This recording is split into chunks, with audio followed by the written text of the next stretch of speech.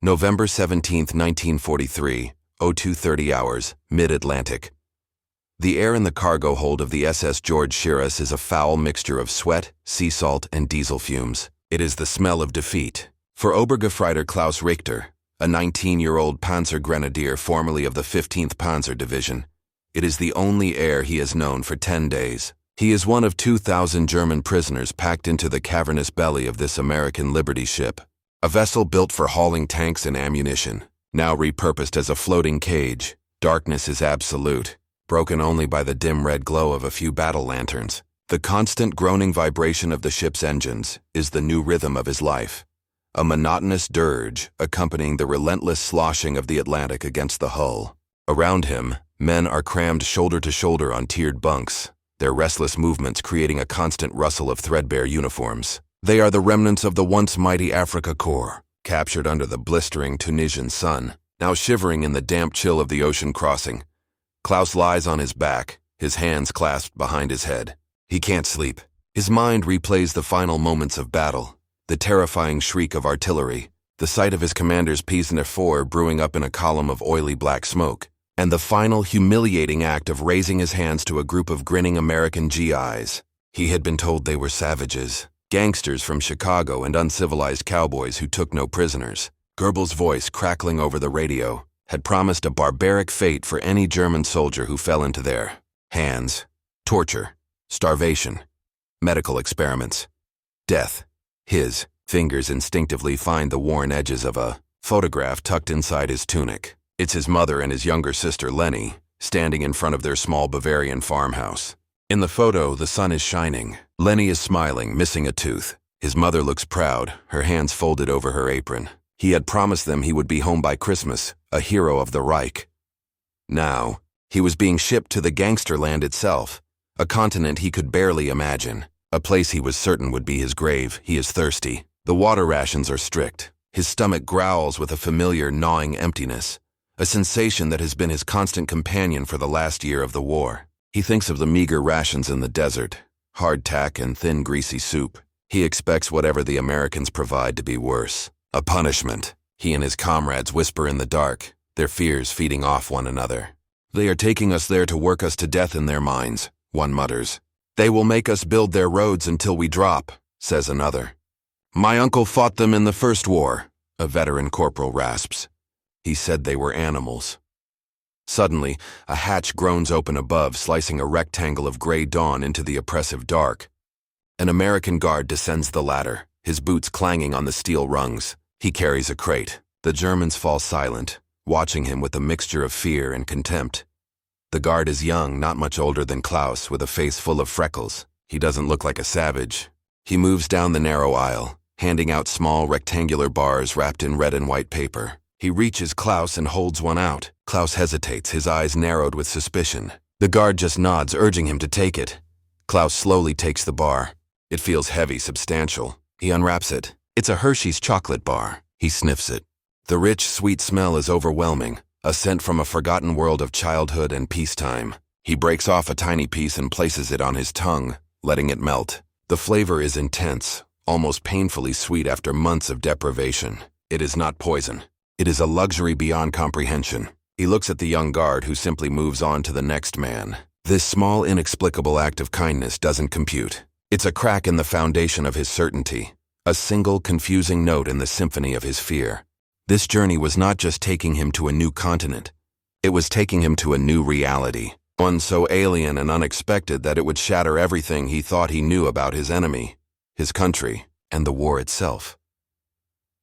The decision to transport nearly 400,000 German prisoners of war to the United States was not an act of benevolence, but a cold calculation of wartime logistics and strategy. By 1943, with the surrender of the Afrika Korps and the ongoing campaigns in Sicily and Italy, Allied forces were capturing German soldiers faster than they could be housed in the European theater. To quarter, feed, and guard hundreds of thousands of enemy combatants in a war-ravaged Britain, already straining under its own rationing, and the massive buildup for D-Day, was a logistical nightmare.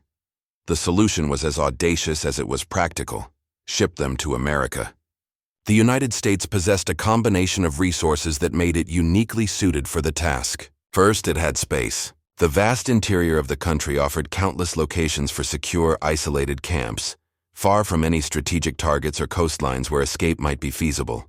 Second, it had security. The Provost Marshal General's Office, the military police arm of the U.S. Army, was tasked with establishing and running a nationwide network of POW facilities. This system would ultimately grow to include 155 main camps and over 500 branch camps spread across 46 states.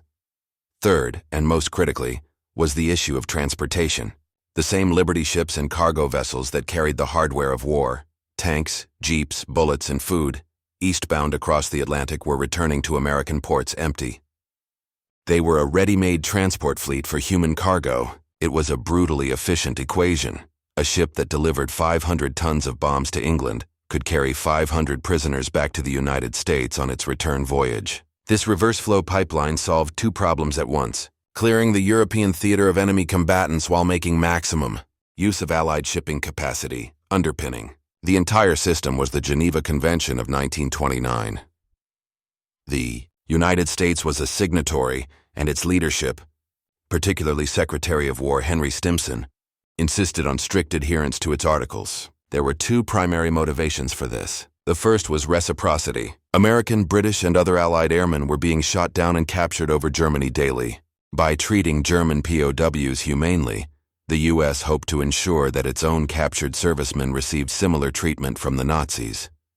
The second was a matter of national identity. America saw itself as the moral antithesis of the Axis powers and sought to demonstrate this through its conduct, even towards its enemies. Article 11 of the Convention was key. The food ration of prisoners of war shall be equivalent in quantity and quality to that of the depot troops. This single sentence would have profound and unforeseen consequences. It meant that a German prisoner was legally entitled to the same diet as an American soldier stationed at a base in the United States, in a nation that was not only avoiding starvation but was actively managing massive agricultural surpluses. This dictate would translate into a standard of living that was utterly bewildering to the men it was meant for. The system was designed for efficiency and legal compliance, a vast bureaucratic machine for processing and containing the enemy. Nobody had designed it to be a weapon of psychological warfare, but that is precisely what it would become.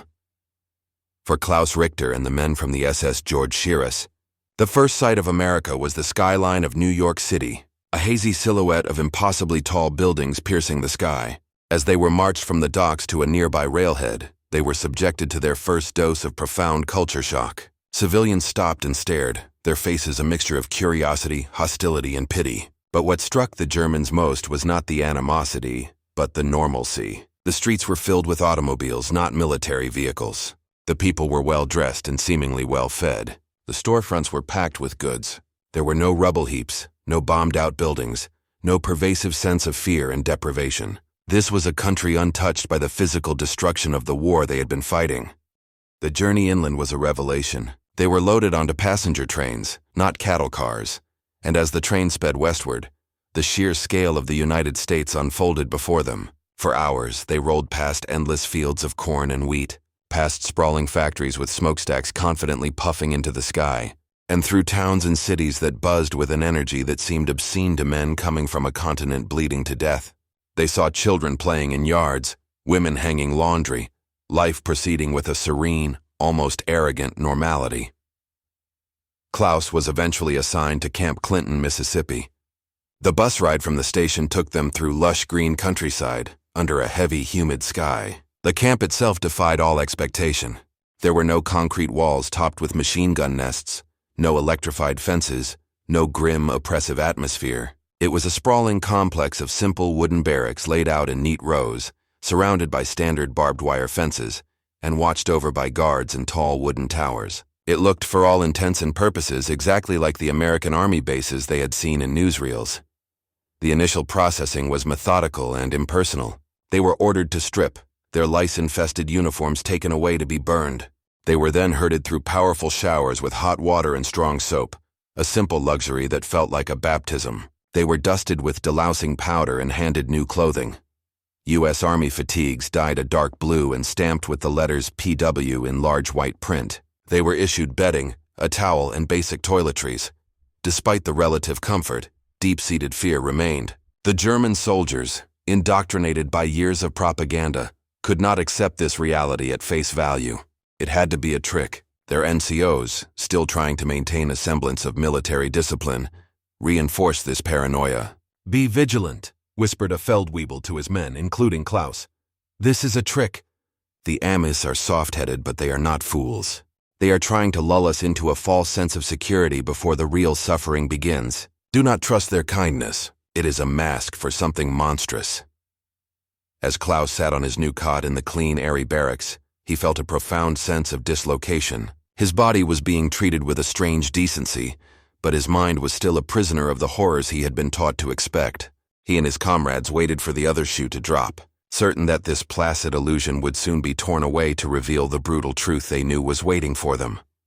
To understand the German POWs' profound shock at their treatment, one must first understand the world of information and disinformation they inhabited. The Third Reich, under the masterful and malevolent direction of propaganda minister Joseph Goebbels, had constructed a psychological fortress around its soldiers and citizens. At the core of this fortress was a caricature of the enemy, painted in the broadest and most terrifying strokes imaginable. The Soviet Union was portrayed as a subhuman morass of Judeo-Bolshevik beasts, and capture on the Eastern Front was correctly understood as a near-certain death sentence. This image was built on a kernel of horrifying truth. But the portrayal of the United States was a work of pure, almost fantastical fiction. Goebbels' propaganda machine depicted America as a culturally hollow, racially mixed, and morally bankrupt society, on the verge of collapse. Americans, they were told, were not a real people. They were a mongrel race of gangsters, criminals, and Wall Street financiers, led by the cripple Roosevelt and his Jewish cabal.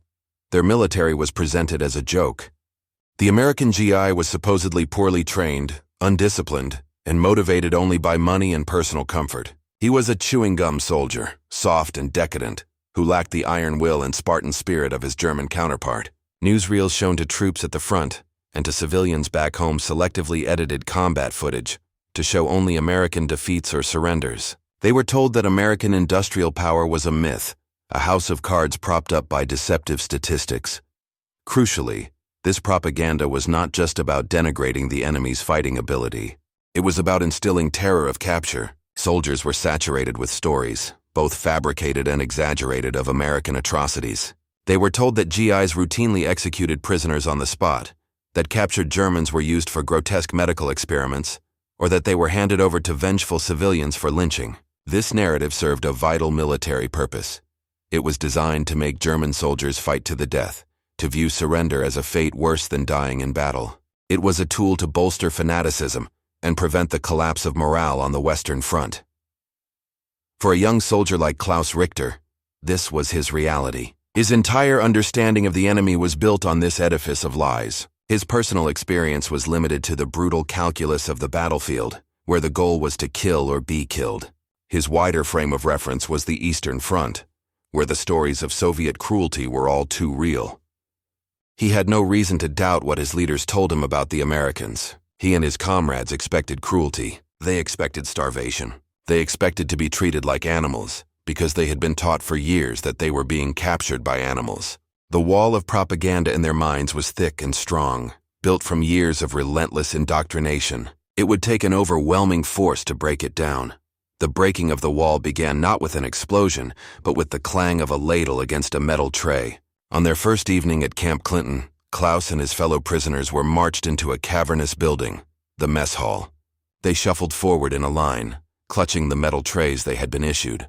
Their minds braced for the watery turnip soup and stale bread that had been the staple of the German army for years. The smell in the hall was the first sign that something was wrong. It wasn't the sour odor of boiling cabbage. It was the rich, savory aroma of roasting meat. When Klaus reached the front of the line, an American cook, a large, sweating man who seemed bored by the whole affair, slapped a piece of meat onto his tray. It was a thick pork chop, glistening with fat. Next, a scoop of mashed potatoes, over which another cook ladled a generous serving of brown gravy. Then came green beans, a slice of white bread so soft it seemed unreal, and a pat of yellow butter. At the end of the line, a pitcher filled with milk.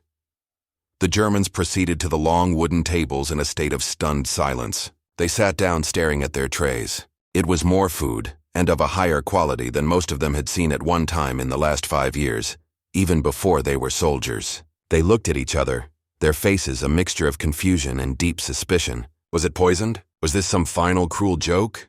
A last meal before the execution?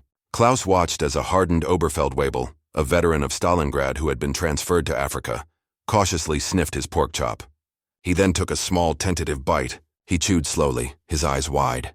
He did not keel over. He took another larger bite, and then began to eat with a desperate, famished intensity. That broke the spell. A cacophony of clattering forks and knives filled the hall as 2,000 men fell upon their food with an animalistic hunger.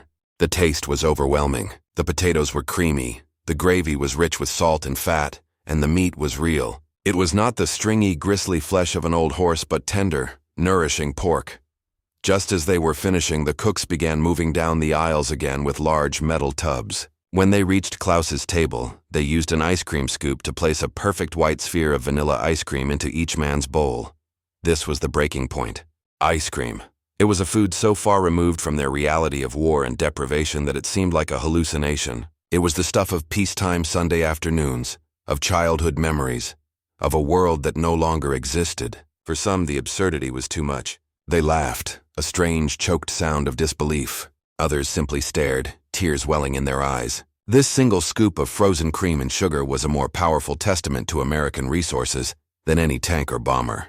Germany could no longer produce enough butter for its own children, yet America was serving ice cream to its enemies. The experience extended beyond the mess hall. Prisoners were soon introduced to the camp canteen, or PX. Here, they could use the scrip they earned from labor, 80 cents a day, as stipulated by the Geneva Convention, to buy items that were pure fantasy in wartime Europe. Coca-Cola in chilled glass bottles, Lucky Strike and Camel cigarettes, Wrigley's chewing gum, Lifesavers candy. For men who had been rolling their own cigarettes from scavenged butts and ersatz tobacco, this was a vision of paradise. The camp library was stocked with American books and magazines, offering a window into this bafflingly prosperous and carefree culture. They were shown Hollywood movies, their first exposure to a world of glamour and consumerism that Nazi propaganda had told them was a sign of decadent weakness, but which now seemed overwhelmingly powerful. This daily, relentless confrontation with American abundance was the action sequence of their captivity. It was a battle fought not with bullets and bayonets, but with pork chops and Pepsis. Each meal, each cigarette, each movie was a shell landing squarely on the foundations of their indoctrinated worldview, blasting away the lies and leaving them confused, disoriented, and utterly overwhelmed. The steak and ice cream phenomenon was not the result of a deliberate psychological warfare campaign. It was the unintentional byproduct of three uniquely American factors: unfathomable abundance, bureaucratic procedure, and pragmatic economics. The core reason was America's staggering agricultural and industrial might. While the farms of Europe had become battlefields and its population starved, the American heartland was a powerhouse of food production. The nation was not just feeding itself. It was feeding its massive army, its allies through the Lend-Lease program, and still had enormous surpluses. The logistical challenge for the U.S. Quartermaster Corps was not scarcity, but distribution and storage. For the Army, providing 3,000 to 4,000 calories a day to a soldier or a prisoner was a simple routine matter. It was often easier and more cost-effective to provide standard, high-quality rations than to create a separate, inferior food supply chain for POWs.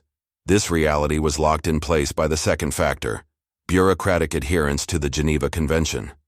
The U.S. Army was a stickler for rules and regulations. The directive that POWs receive the same rations as depot troops was interpreted literally and applied systematically across the entire network of camps. Camp commandants submitted their ration requests through the same channels as any other non-combat military base. The system was designed for uniformity, not nuance. Therefore, if pork chops were on the menu for the GIs guarding the camp, pork chops were on the menu for the German prisoners inside it. This rigid procedure, devoid of malice or benevolence, inadvertently created a standard of living for the prisoners that was often better than that of civilians in allied countries like Great Britain. The third factor was pragmatism. The prisoners were not idle. America was facing a severe manpower shortage on the home front, particularly in agriculture and low-skill industry. Millions of American men were overseas fighting. The solution was to put the POWs to work. Under the rules of the convention, Enlisted men could be made to work in non-war-related industries. They picked cotton in Mississippi, harvested potatoes in Maine, canned vegetables in Minnesota, and cut lumber in Wisconsin. They were paid for their labor in camp scrip, which they could spend at the canteen. This arrangement created a powerful incentive to keep the prisoners healthy and reasonably content. A well-fed, healthy worker is far more productive than a sick, malnourished one. A prisoner with access to small luxuries like cigarettes and candy is less likely to cause trouble or attempt escape.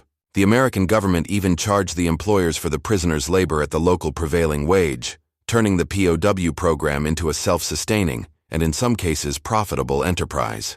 Thus, the good food and living conditions were not just a matter of following the rules, but a sound economic investment. The steak and ice cream were, in essence, fuel for a vital auxiliary labor force that helped keep the American war economy running at full tilt. The German prisoners thought they were in a strange, surreal prison. In reality, they had become cogs in the very economic machine that was crushing their homeland. The consistent, relentless assault of material well-being had a devastating psychological effect on the German prisoners. It achieved what artillery and air power alone could not. It induced a form of psychological surrender.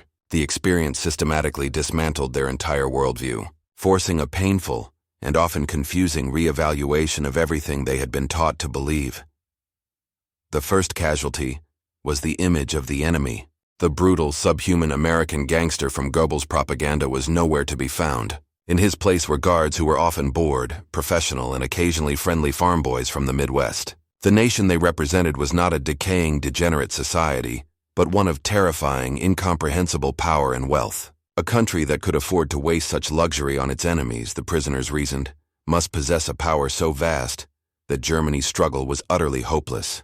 The realization dawned on them not in a single flash, but gradually, over weeks and months of 3 square meals a day. The war was already lost. Their sacrifice, their suffering, and the deaths of their comrades had been for nothing. This realization led to a collapse in morale and ideology. The prisoners' letters home, which were censored by American authorities, reveal this profound shift. A soldier wrote to his parents, "If the Americans can treat us, their enemies, so well, what must it be like for their own people? You cannot imagine the things they have here. We have been lied to about everything." This sentiment spread through the camps like a virus, eroding the foundations of Nazi belief. How could the Spartan, self-sacrificing Nazi ideal compete with the tangible reality of Coca-Cola and chocolate? The good treatment also created deep divisions within the prisoner population. In every camp, a small minority of ardent, fanatical Nazis tried to maintain party discipline. They viewed the good treatment as a form of psychological trickery, a poison of kindness designed to weaken the German spirit. They held secret meetings, enforced a rigid hierarchy, and sometimes used threats or violence against fellow prisoners they deemed to be collaborating or going soft. They would organize work slowdowns and try to sabotage the labor programs. However, they were fighting a losing battle against the vast majority of prisoners who were simply exhausted by war and grateful for the safety, security, and sustenance of the camps. For the average Lanzer who had endured the frozen hell of the Eastern Front or the scorched earth of North Africa, the promise of survival and a full belly was far more compelling than the abstract slogans of a failing regime. The conflict between the die-hard Nazis and the pragmatists became the central drama of camp life, a microcosm of the ideological civil war that would soon consume Germany itself. Ultimately, the American POW experience was a powerful, if unintentional, program of denazification. It didn't rely on lectures or forced re-education, but on the simple, irrefutable evidence of a different way of life. By treating the prisoners not as subhuman enemies but as human beings and as valuable economic assets, the Americans demonstrated the very principles of democracy and human dignity that the Nazi regime sought to destroy. The shock was not just the food. It was the dawning realization that the decadent and weak system they had been taught to despise was, in fact, immeasurably stronger and more resilient than their own. The end of the war in 1945 did not mean an immediate return home for Klaus Richter and his fellow POWs. Repatriation was a slow, staggered process, with the last prisoners not leaving American soil until mid-1946. Their final journey home was a reverse image of their arrival. They were now heading back to a world that had been utterly destroyed. As they crossed the Atlantic and were transported by train across Germany, they witnessed a landscape of apocalyptic devastation. Cities were flattened into seas of rubble. Bridges were twisted skeletons of steel. The infrastructure of a modern nation had been bombed back into the 19th century. But the greatest shock was the people. The civilians they encountered were gaunt, hollow-eyed specters, dressed in rags and consumed by a desperate search for food. Germany was starving. The infamous turnip winter of 1946-47 was setting in, and the daily ration for a German civilian fell to less than 1,000 calories a day. The returning POWs, healthy and well-fed from their time in America, were aliens in their own homeland. When they told their families about their experiences, about the steaks, the ice cream, the unlimited white bread, they were often met with angry disbelief. "You lie!" a mother might scream at her son. "How can you speak of such things while we were eating boiled grass and your sister starved?" The stories of American generosity sounded like a cruel fantasy, a betrayal of the suffering of the German people. A golden cage is still a cage, but for those who had endured the bombing, the invasions, and the starvation on the home front, the prisoners' experience seemed like a vacation. This created a strange and bitter gulf between the returning soldiers and the families they had longed to see. Yet, in the long run, the experience of these 400,000 men had a profound and lasting impact on post-war Germany. As the country was rebuilt, these former prisoners became an invaluable bridge between Germany and the United States. During the tense years of the Cold War, when America was trying to establish West Germany as a bulwark against Soviet expansion, the stories of the POWs provided a powerful counter-narrative to anti-American propaganda. These men had seen the reality of the United States firsthand. They had witnessed its industrial capacity, its economic resilience, and most importantly, a culture that, while foreign, was not the barbaric caricature they had been sold. Many became successful businessmen, politicians, and community leaders in the new Federal Republic of Germany, and they carried with them a generally positive, or at least pragmatic view of the United States. They understood American power not as a malevolent force but as a fact of life, and one that could be a source of stability and prosperity. The story of the German POWs in America is a powerful lesson in the nature of soft power. It demonstrates that the most effective weapons in a conflict are not always made of steel. The United States won the war with its industrial might, its arsenal of democracy. But it secured the peace in part with its agricultural might, its kitchen of democracy. The steak and ice cream served in the mess halls of Camp Clinton and hundreds of other camps across America were more than just food. They were symbols of a power so immense and self-assured that it could afford to be humane to its enemies. It was a projection of strength that left a deeper and more lasting impression than any bomb, planting the seeds of an unlikely friendship that would come to define the second half of the 20th century.